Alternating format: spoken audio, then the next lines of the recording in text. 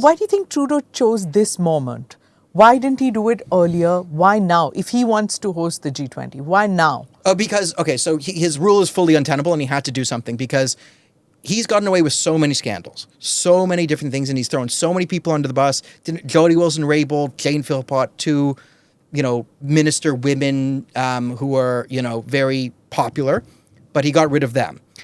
And the economy is in total shambles.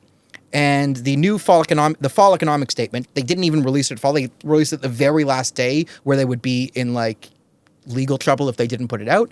And they had set a hard deficit, we're not going to go over a $40 billion deficit, which is still a crazy number. But it ended up being $62 billion. Now it actually ended up being $72 billion because they fudged the numbers.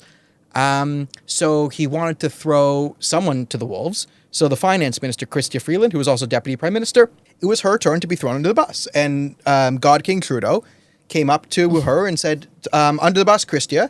And Chrystia said no and grabbed onto him, and they both went under the bus. She pulled the "you can't fire me." I like the imagery. Yeah. Right now. But see, I think a lot of people, and Daniel and I, we have discussed this on our show a lot. He's still the prime minister. Yeah, till March.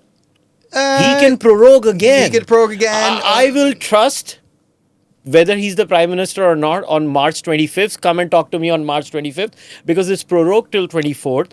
I'm assuming on 25th he can prorogue it again. There is nothing in Canadian law that stops them from proroguing. But he's like a lame duck PM right now. Yes. Who cares? Does he have the same powers if... Okay, so they by proroguing Parliament and shutting it down and saying he's going to resign, all the bills that are going through Parliament are dead.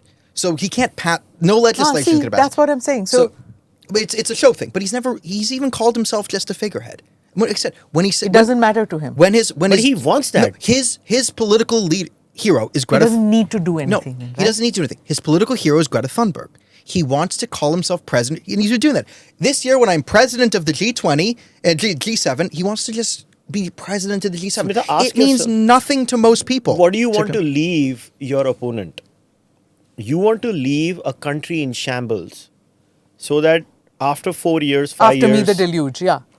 They can come back again. So the liberal strategy right now, if I was a liberal strategist sitting in that office, my idea is I want to ruin everything before I hand it over to Pierre Poilievre.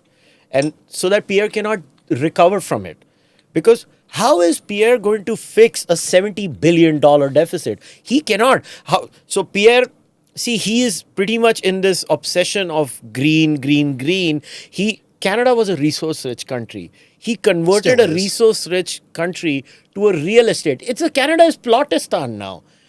Pakistan. Yeah, right? Canada is a real estate country. A giant chunk of that economy is now real estate. Which is money laundering from fentanyl through the CCP. I don't remember the exact number, but a good 20 to 25%, you can fact check me on that, of Canadian employment now is through government jobs. That's not healthy. Yeah, he's growing It's not good. Right, he's growing the bureaucracy to inflate the jobs numbers. So we have bureaucrats doing nothing, sucking on the government teeth. So we can say, look, we added 200,000 jobs, and it's like diversity officer in the Forest Commission to make sure that the rabbits there's enough transgender rabbits at or whatever. Tampons in the men's room. So tampons in the men's room. Yeah, minister of tampons and vice president of tampons in the men's room. Look at Canada as California on steroids. Yeah, with snow. Yeah, California on steroids with snow is what Canada is. For Pierre Poilievre to fix this mess, it's not going to be easy. Assuming he's going to win.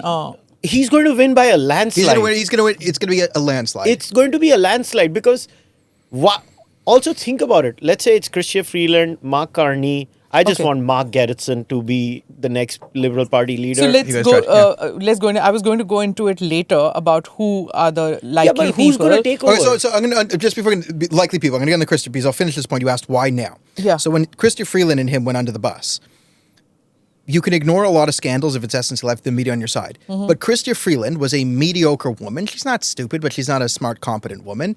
And built up as this feminist hero, right? Chrystia Freeland the Great, she's a genius. She's a feminist icon. Little girls, in Uttar Pradesh and in New Delhi and in Canada are all playing with the Chrystia Freeland action hero because she's the great whatever. You can ignore evil Trudeau and you can do that. You can't ignore mommy and daddy fighting. So the CBC and the Canadian media, when Chrystia Freeland and Justin Trudeau are fighting, That you can't ignore because they're both, one is the God King, one is the God Queen. So you had that, and internally in the Liberal Party, it's been run with an iron fist through the Prime Minister's office, the unelected bureaucrats. So there's two factions in the Liberal Party now. One is led by Katie Telford, and she's the one with the hand up Justin Trudeau going like that.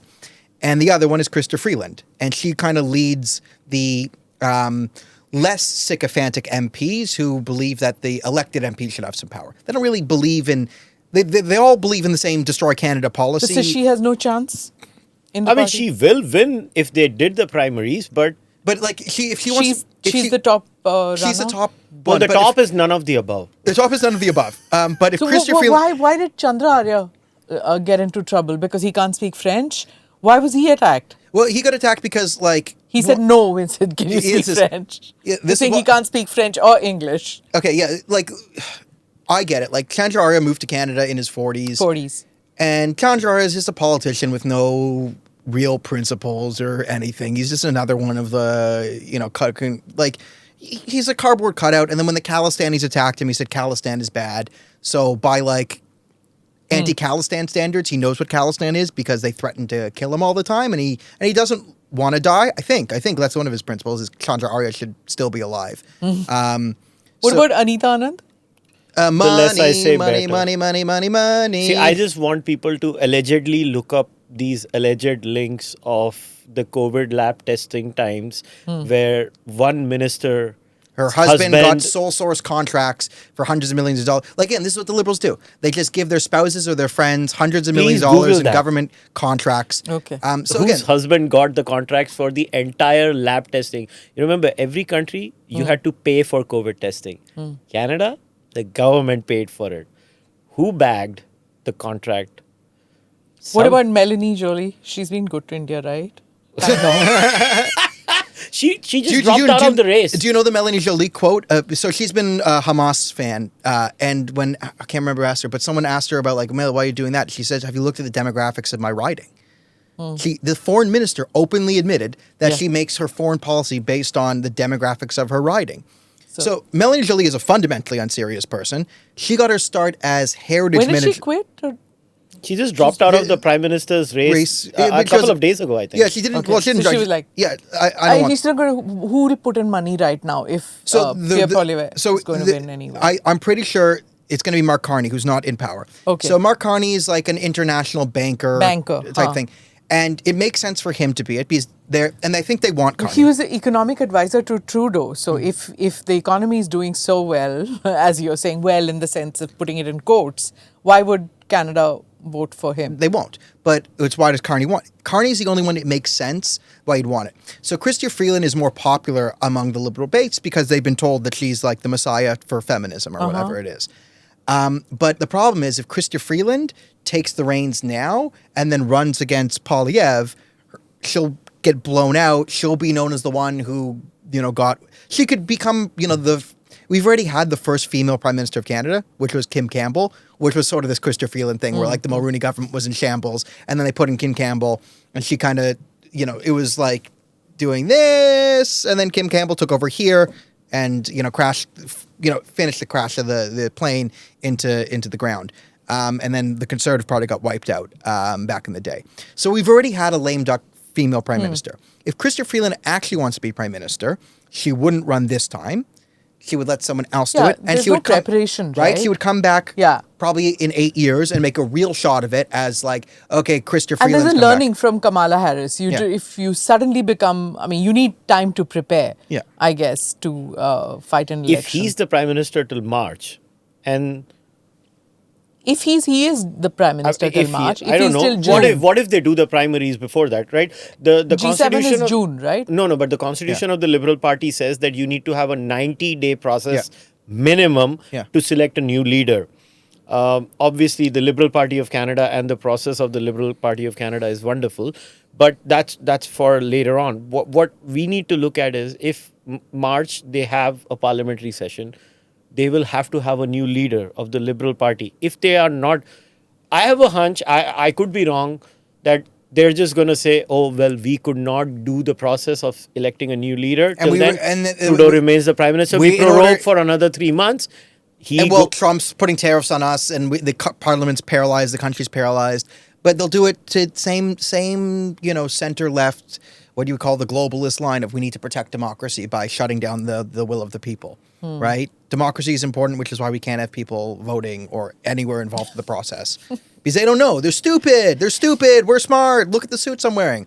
Right? Look, Mark Carney, friend of Ghislaine Maxwell. He's democracy. You like democracy? Right? So he'll be Prime Minister of Canada because he's a banker and then he can run around calling himself former Prime Minister of Canada. So that's his thing. He'll never be in power, but he'll get to be Prime Minister for a month and then call himself former Prime Minister of Canada, Mark Carney. And then as he runs around to international institutions and speaking events and whatever, he can get the big bucks. Right? He can get big bucks. He can write a book. And he can also say, he tried to save Trudeau's sinking ship. That's the only thing. For Chrystia Freeland, it's actually career suicide. Yeah. She would not do it because she's a proper politician. For Mark Carney, he was a banker. He comes in, he tries to resurrect the economy. He can go down as a martyr. Chrystia Freeland has everything to lose. Do subscribe to the ANI Clips channel to get shorter versions of this podcast. Click here to watch the full episode.